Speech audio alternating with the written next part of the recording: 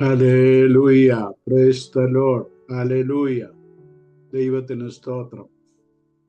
എൻ്റെ യാത്രകൾ എന്ന വീഡിയോ പരമ്പരയിൽ ഇത് 8ാമത്തെ വീഡിയോ ആണ്. ഒന്നാമത്തേത് സൗത്ത് കൊറിയ, രണ്ടാമത്തേത് ലെബനോൻ, മൂന്നാമത്തേത് അർമേനിയ, നാലാമത്തേത് തുർക്കി, അഞ്ചാമത്തേത് പത്മോസ് ആൻഡ് ഏതൻസ്, പിന്നെ ആറാമത്തേത് സലാല, ഏഴാമത്തേത് സ്പെയിൻ, മാഡ്രിഡ് ആൻഡ് ബാർസലോണ. ഇത് 8ാമത്തെ വീഡിയോ. ഇത് മോസ്കോയെ കുറിച്ചുള്ളതാണ്. ഞങ്ങൾ മോസ്കോയിൽ പോയ യാത്രാ വിവരണങ്ങളാണ് ഇതിൽ പ്രതിപാദിക്കാൻ ഉദ്ദേശിക്കുന്നത്. എല്ലാവരും ശ്രദ്ധയോടെ കാണുകയും കേൾക്കുകയും ചെയ്യുക. ദൈവം അനുഗ്രഹിക്കട്ടെ. 2019 ഏപ്രിൽ മാസമാണ് ഞങ്ങൾ മോസ്കോയിൽ പോകുന്നത്. വളരെ നാളുകൊണ്ട് പോകണമെന്ന് ആഗ്രഹിച്ച ഒരു സ്ഥലമാണ്. കാരണം ഒത്തിരി ഇവിടെ കാണാനും കേൾക്കാനും ഒക്കെ ഉണ്ട്. എന്നാൽ മോസ്കോയെ കുറിച്ചുള്ള അറിവുകൾ യാങ്സ്റ്റേഴ്സ് ഒത്തിരി ഉള്ളിടമാണ്, പിടിച്ചുപറിക്കാരുള്ളിടമാണ്. അവിടെ പോയാൽ ജീവനോട് വരാൻ പ്രയാസമാണ് എന്നൊക്കെ ഇങ്ങനെയൊക്കെയുള്ള വാർത്തകളൊക്കെ കേട്ടിട്ടുള്ളതുകൊണ്ട് ചെറിയ പേടിയിൽ ഇങ്ങനെ നിൽക്കുമായിരുന്നു. എന്നാൽ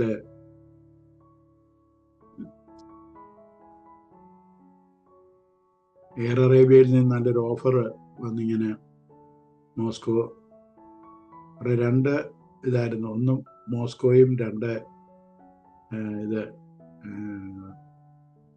സെന്റ് പീറ്റേഴ്സ്ബർഗും. പിന്നെ ഇത് രണ്ടും കൂടെ അപ്ലൈ ചെയ്തുള്ളൂ. അതിൽ നമ്മൾ മോസ്കോയിൽ ഒരു 5 nights 6 days എൻ്റെ പാക്കേജാണ് എടുത്തത്. നമ്മൾ എടുക്കുന്ന ഹോട്ടലിൻ്റെ അനുസരിച്ചായിരുന്നു അതിൻ്റെ റേറ്റ്. ഞങ്ങൾ ബുക്ക് ചെയ്ത ഹോട്ടൽ എന്ന് പറയുന്നത്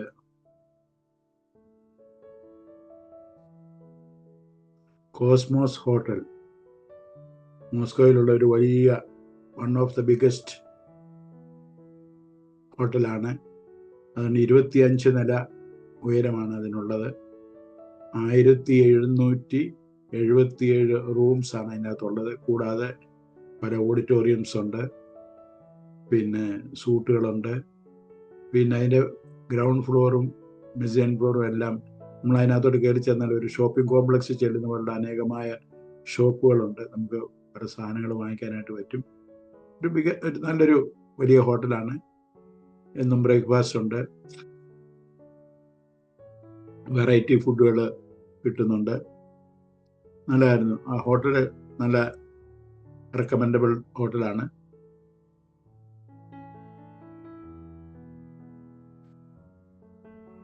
ഞങ്ങൾ ചെന്നത് അത് ഫുള്ളായിരുന്നു. ധാരാളം ചൈനീസ് ടൂറിസ്റ്റുകൾ വന്നൊരു ദിവസമായിരുന്നു. പിന്നെ എൻ്റെ യാത്രകൾ ഞാൻ 2003 മുതൽ എപ്പോൾ യാത്ര ചെയ്താലും ഒരു ടീഷർട്ട് ഇടും, get ready Jesus coming soon എന്നും. ഫ്രണ്ടിൽ get ready Jesus coming soon എന്നും ബാക്ക് സൈഡിൽ believe in the Lord Jesus, you and your house hold will be saved എന്ന് പറഞ്ഞ് പ്രിന്റ് ചെയ്തേക്കുന്നു. അത് ഇംഗ്ലീഷിലാണ് പ്രിന്റ് ചെയ്താൽ സാധാരണ ടൂറുകൾക്കൊക്കെ പോകുന്നത്. എന്നാൽ ഈ പ്രാവശ്യം ഞാൻ ചെയ്തത് ഫ്രണ്ടില് ഇംഗ്ലീഷിലും ബാക്കില് റഷ്യൻ ലാംഗ്വേജിലും ട്രാൻസ്ലേറ്റ് ചെയ്ത് റഷ്യൻ ലാംഗ്വേജിലും പ്രിന്റ് ചെയ്തുകൊണ്ടാണ് പോയത്. അതിട്ടുകൊണ്ടാണ് റഷ്യ മുഴുവൻ നടന്നത്. പിന്നെ കുറേ അധികം ടീഷർട്ടുകൾ ഉണ്ടായിരുന്നു. അത് കാണുന്നവർക്കൊക്കെ കൊടുക്കാൻ ചിലർക്കൊക്കെ കൊടുക്കുവാനായിട്ട് ഇടയായി തീർന്നു. ഞങ്ങള് റഷ്യയിൽ ആദ്യമായിട്ട് എവിടെ പോകണം, എങ്ങനെ പോകണമെന്നൊന്നും അറിയാത്തത് കൊണ്ട് ഇങ്ങനെ എയർപോർട്ടിൽ നിന്ന് ഹോട്ടലിലോട്ട് പോകാൻ ഒരു ടാക്സി ബുക്ക് ചെയ്തിരുന്നു. സർജി എന്ന് പറയുന്ന ഒരു ഡ്രൈവറാണ് ഞങ്ങളെ എടുക്കാനായിട്ട് വന്നത്. സർജി അവന് മോസ്കോയിലെ ഒരു യൂണിവേഴ്സിറ്റി സ്റ്റുഡൻ്റ് ആണ്. അവൻ പാർട്ട് ടൈമായിട്ടാണ് ഈ ജോലി ചെയ്യുന്നത്. കൂടുതൽ കസ്റ്റമേഴ്സ് വരുമ്പോൾ ഈ ടൂർ കമ്പനി ഇവരെ പിള്ളേരെ വിളിക്കും. അങ്ങനെ അന്നേരം സൗകര്യമുള്ളവർ വന്ന് കൊണ്ടുപോകുന്നു. ഞങ്ങൾ എയർപോർട്ടിൽ നിന്ന് പോകുന്ന വഴി, ഹോട്ടലിലോട്ട് പോകുന്ന വഴി ഇസ്മായേലിയോ കർമെലിൻ എന്ന് പറഞ്ഞൊരു സ്ഥലമുണ്ട്. ഇസ്മായേലിയോ കർമെലിൻ നല്ല മനോഹരമായിട്ടുള്ള കുറെ പള്ളിയും നല്ല കുറെ കെട്ടിടങ്ങളും ഒക്കെ ഉണ്ട് അവിടെ. അത് കാണാൻ കൊള്ളാം. ഞങ്ങളവിടെ നിർത്തി അവിടെ കുറച്ച് നടന്ന്. അപ്പം എനിക്ക് വിശക്കാൻ തുടങ്ങി. അപ്പം ഞാൻ അവനോട് പറഞ്ഞു നമുക്ക് റഷ്യൻ ഫുഡ് കഴിക്കാം. അവനും സന്തോഷമായി. അങ്ങനെ ഞങ്ങളൊരു റഷ്യൻ റെസ്റ്റോറൻറ്റിൽ കയറി. അവനോട് പറഞ്ഞു നീ ഓർഡർ ചെയ്യാൻ പറഞ്ഞ് അവന് റഷ്യൻ ഭാഷയുടെ സൂപ്പും സലാഡും പിന്നെ കുറച്ച് ഇറച്ചി വിഭവങ്ങളും ഒക്കെ ഓർഡർ ചെയ്തു. അവിടെ മേശപ്പുറത്തെ കുറേ ബ്രെഡ് വെച്ചിട്ടുണ്ട് ഒരു ചെറിയൊരു കൊട്ടയ്ക്കകത്ത്. എന്നിട്ട് ഒരു ടവലിട്ട് പൊതിഞ്ഞ് മൂടി വെച്ചേക്കുക. നമുക്ക് ഓരോന്നെടുത്ത് അവിടെ എല്ലാവരും നിന്നാൽ ഈ ബ്രെഡ് എടുക്കുക, അത് മുറിച്ച് സൂപ്പിൽ മുക്കി കഴിക്കുക. അതാണ് അവിടുത്തെ എല്ലാവരും കഴിച്ചുകൊണ്ടിരിക്കുന്നത് കണ്ടത്. ഞങ്ങളും അത് കഴിച്ചു. കുഴപ്പമില്ലായിരുന്നു. ഈ സൂപ്പ് എന്ന് പറഞ്ഞ വെജിറ്റബിൾ സൂപ്പാണ്. അതൊരു തരം സാമ്പാറിൻ്റെ ഒരു പരുവമാണ്. ഇതും കുഴപ്പമില്ലായിരുന്നു. പിന്നെ ഇവിടുന്ന് ഞങ്ങൾ ഹോട്ടലിൽ പോയി. അദ്ദേഹം ഞങ്ങളെ ഹോട്ടലിൽ വിട്ടു. പുള്ളിക്കുള്ള പൈസയും കൊടുത്തു വിട്ടു. ഹോട്ടലിലെ 23ാമത്തെ നിലയിലെ റൂമാണ് എനിക്ക് കിട്ടിയത്. ഞാൻ എനിക്ക് ഹയസ്റ്റ് ഫ്ലോറിലെ റൂം വേണം. കാരണം അവിടെ നിന്നുകൊണ്ട് പുറത്തോട്ടൊക്കെ നോക്കാനും പുറമൊക്കെ കാണാനും ഒക്കെ നല്ലതാകും. മേളിൽ നോക്കുമ്പോൾ ഒത്തിരി കാഴ്ചകൾ കാണാനുണ്ടല്ലോ. അതൊരു ശനിയാഴ്ചയായിരുന്നു ഞങ്ങൾ പോയത്.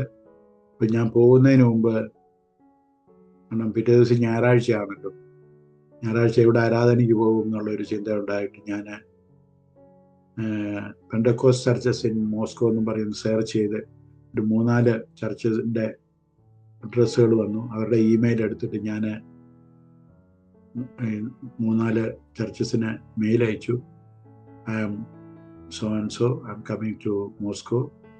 I will be staying in Cosmos Hotel and I will be from 19 to 25 എന്ന് പറഞ്ഞ ഒരു മെസ്സേജ് അയച്ചു. അതിലൊരു ചർച്ച് മാത്രം റെസ്പോണ്ട് ചെയ്തു. ICF എന്ന് പറയും. അവർ എനിക്ക് welcome to international Christian fellowship എന്ന് പറഞ്ഞ് അവരെനിക്ക് മെസ്സേജ് അയച്ചു. അപ്പം അവർ പറഞ്ഞു ആ ഒരു ലേഡിയാണ് റെസ്പോണ്ട് ചെയ്ത്, ഞാൻ നിങ്ങൾ താമസിക്കുന്ന ഹോട്ടലിൻ്റെ അടുത്ത് താമസിക്കുന്ന സൺഡേ മോർണിംഗിൽ ഞാൻ ഹോട്ടലിൽ വരാം എന്ന് പറഞ്ഞ് മെസ്സേജ് അയച്ചു. അങ്ങനെ അവരുടെ കൂട്ടത്തിൽ ഈ ഇൻ്റർനാഷണൽ ക്രിസ്ത്യൻ ഫെലോഷിപ്പിലേക്ക് പോയി. അതും ഒരു ഹോട്ടലിലാണ് മീറ്റിംഗ് നടക്കുന്നത്. അവിടെ അത് പല നാഷണാലിറ്റീസ് കൂടുന്ന ഒരു ഹോട്ടലാണ്, ഒരു ചർച്ചാണ്. കറമ്പരും വെളുമ്പരും പല രാജ്യക്കാർ, ഇംഗ്ലീഷുകാരും റഷ്യക്കാരും ഒക്കെ എല്ലാവരും ഉണ്ട്.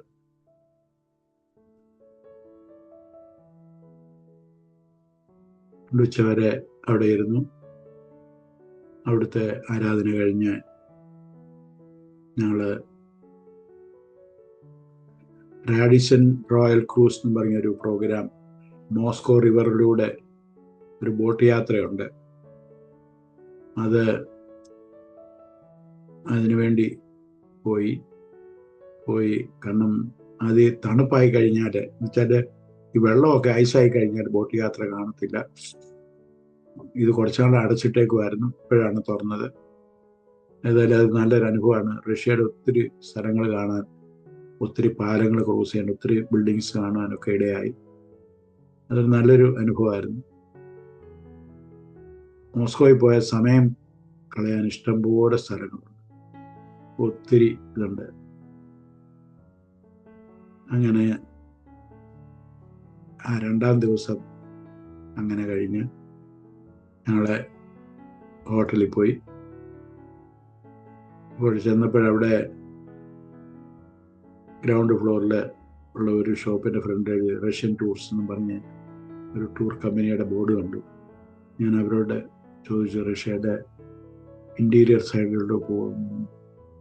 അവർ പറഞ്ഞു നാളെ പോകാമെന്ന് പറഞ്ഞ് അദ്ദേഹം ഒരു കാറും ഒരു ഡ്രൈവറും ഒരു ഗൈഡിനെയും കൂടെ അറേഞ്ച് ചെയ്ത് ഞങ്ങൾ പിറ്റേ ദിവസം രാവിലെ അവിടെ നിന്ന് ദൂരെ അവിടെ നിന്ന് കുറേ ഒരു 1-2 മണിക്കൂർ ഓടി ഒരു സ്ഥലത്ത് ചെന്നു. അവിടെ ഒരു വലിയ കത്തീഡ്രലും ചർച്ചും കോംപ്ലക്സും ഒക്കെ കണ്ടു. റഷ്യയിൽ പോയാൽ നമുക്ക് കാണാൻ പറ്റുന്ന മെയിനായിട്ടുള്ളൊരു കാര്യം വെച്ചാൽ മനോഹരമായ ചർച്ചുകൾ കാണാൻ പറ്റും. റഷ്യൻ ഓർത്തഡോക്സ് ചർച്ചുകളാണ് കൂടുതലും. നല്ല കലാപരമായിട്ട് പണിതിരിക്കുന്ന ചർച്ചുകളാണ് ഇതെല്ലാം. അവിടെ വേറെ 1-2 ചർച്ചസ് ഉണ്ടായിരുന്നു. അവിടെയെല്ലാം പോയി ചിലയിടത്തെ പ്രാർത്ഥനയൊക്കെ റെക്കോർഡ് ചെയ്ത് ഞങ്ങൾ രാത്രിയായപ്പോൾ തിരിച്ചു വന്നു.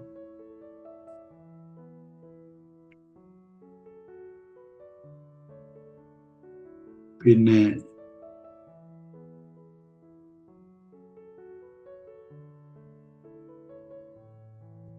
നാലാം ദിവസം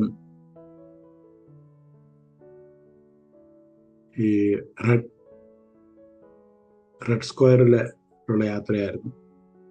റെഡ് സ്ക്വയറിലെ ഖസാൻ കത്തീഡ്രൽ, അതുപോലെ സെൻറ്റ് ബേസിൽ കത്തീഡ്രൽ, പിന്നെ കെർമലിൻ, ഇതെല്ലാം റെഡ് സ്ക്വയറിലാണുള്ളത്. അവിടെ ഒരു ചെറിയ ഒരു ചർച്ച് ഈ ഖസാൻ കത്തീഡ്രലിൻ്റെ അടുത്തുണ്ട്. അവിടെ പ്രാർത്ഥന നടക്കുന്നുണ്ടായിരുന്നു. അത് കേൾക്കാമായിരുന്നു. അതെല്ലാം കണ്ടിട്ട് പിന്നെ ഞങ്ങൾ റഷ്യയിലെ ഒരു ഐറ്റം ടൂറാണ് മെട്രോ വിസിറ്റ് എന്ന് പറയും. മെട്രോ വിസിറ്റ് അവിടെ ചില ഒരു 5-6 സ്റ്റേഷൻസ് എന്ന് പറഞ്ഞാൽ നല്ല ബ്യൂട്ടിഫുള്ളായിട്ട് ഡെക്കറേറ്റ് ചെയ്തിരിക്കുന്നതാണ്. ഒരു പാലസിൻ്റെ അകത്ത് എങ്ങനെ ചെയ്യുമോ അതുപോലെ ഇതിനകത്ത് ഡെക്കറേഷൻസും വിലയേറിയ മാർബിളും ഗ്രാനൈറ്റും ഒക്കെ വെച്ച് മനോഹരമാക്കിയിരിക്കുകയാണ്. അവിടുത്തെ ജനങ്ങൾ ഇതൊക്കെ കാണട്ടെന്നും പറഞ്ഞ് പബ്ലിക് സ്പേസിൽ ഇങ്ങനെ ഉണ്ടാക്കിയിരിക്കുന്നത്. അങ്ങനെ ഞങ്ങളൊരു 10-20 പേരും അതിൻ്റെ ഒരു ഗൈഡും എല്ലാമായിട്ട് അവർ ഇതിനെക്കുറിച്ചൊക്കെ വിവരിച്ചു തന്നിട്ടുണ്ടായിരുന്നു. അതും നല്ലൊരു അനുഭവമായിരുന്നു.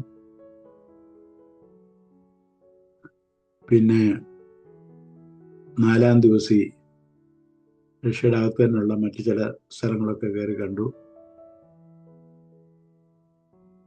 പിന്നെ ഇനിയും 5-ാം ദിവസം നൈറ്റൂടെ ഇവിടെ ഉള്ളൂ. 6-ാം ദിവസം രാവിലെ പോവുകയാണ്. എനിക്കൊന്ന് ഉച്ചയോടുകൂടിയാന്ന് തോന്നുന്നു ഫ്ലൈറ്റ്.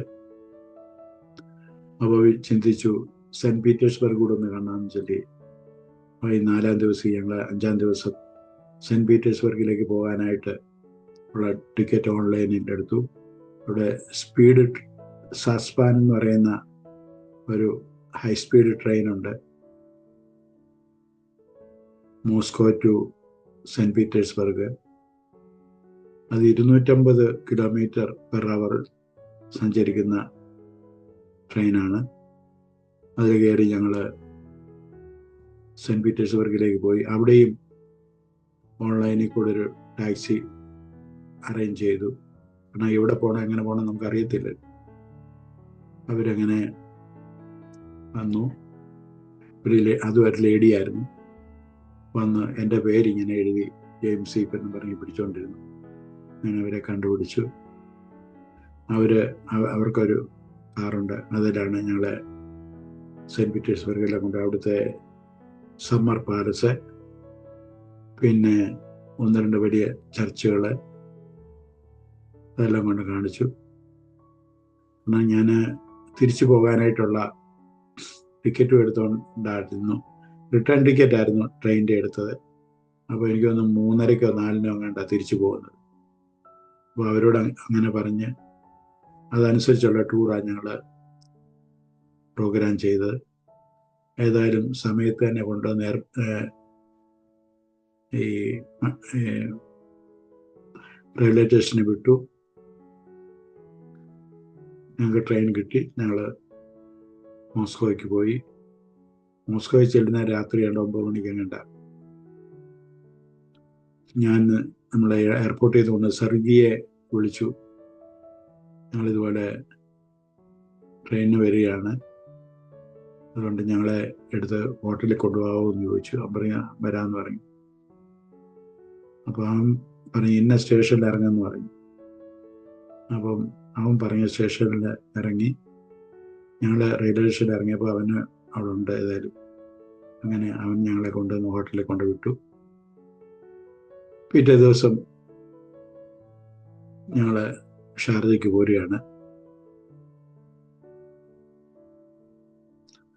അപ്പം ഞങ്ങൾ താമസിക്കുന്ന ഹോട്ടലിൻ്റെ താഴെ 1-2 ടാക്സികൾ ഇങ്ങനെ സ്ഥിരം അവിടെ കിടപ്പുണ്ട്. അങ്ങോട്ടും ഇങ്ങോട്ടൊക്കെ പോകണമെങ്കിൽ അവരെ വിളിച്ചോണ്ടാണ് പോകുന്നത്. അതിനകത്ത് തിമോർ എന്ന് പറയുന്നൊരു പ്രായമുള്ളൊരു മനുഷ്യനുണ്ട്, ഒരു ടാക്സി, തിമോർ.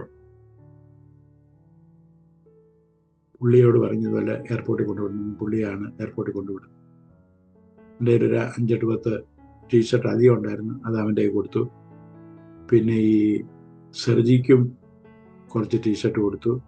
അതിന് ഇട്ടുകൊണ്ട് നടക്കണമെന്നൊക്കെ പറഞ്ഞ് കൊടുത്തത്. അങ്ങനെ ഞങ്ങൾ തിരിച്ച് കേടുകൂടാതെ ഷാർജയിലെത്തി. ഒരു നല്ല യാത്രയായിരുന്നു, നല്ല അനുഭവമായിരുന്നു. നമ്മൾ മുടക്കിയ പൈസ മുതലാകുന്ന യാത്രയായിരുന്നു. എല്ലാവരും മോസ്കോ പോയി ഒന്ന് കാണുന്നത് നല്ലതാണ്. നമ്മൾ ഇതുവരെ കാണാത്ത രീതിയിലുള്ള ചർച്ചുകളും കെട്ടിടങ്ങളും ഒക്കെ കാണാം. അതുപോലെ തന്നെ ഈ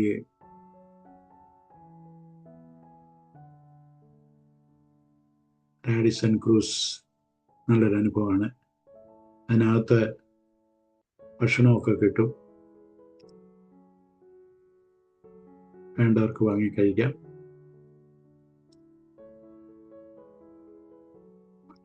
പിന്നെ ഇസ്മായിലിയോ കെർമിലിനിൽ പോയി എന്ന് കാണുന്നതല്ല. ഇവിടെ ഒരു പഴയ ഓർത്തഡോക്സ് ചർച്ചുണ്ട്. ഞങ്ങൾ ചെല്ലുമ്പോൾ അവിടെ പ്രാർത്ഥന നടക്കുമായിരുന്നു. അപ്പോൾ പള്ളിമണിയടിയും ഇതൊക്കെ കേൾക്കാമായിരുന്നു. ഇനിയും റൊമാനിയെ പോയതിനെ കുറിച്ച് പറയാനുണ്ട്, ജോർജിയെ പോയതിനെ കുറിച്ചുണ്ട്, അതുപോലെ തന്നെ ബുദാപെസ്റ്റ് ആൻഡ് ഓസ്ട്രിയ ഒക്കെ പോയിട്ടുണ്ട്. അതിനെക്കുറിച്ചൊക്കെ സമയം കിട്ടുന്നതനുസരിച്ച് പബ്ലിഷ് ചെയ്യുന്നതാണ്. ദൈവം എല്ലാവരെയും അനുഗ്രഹിക്കട്ടെ. God bless you all.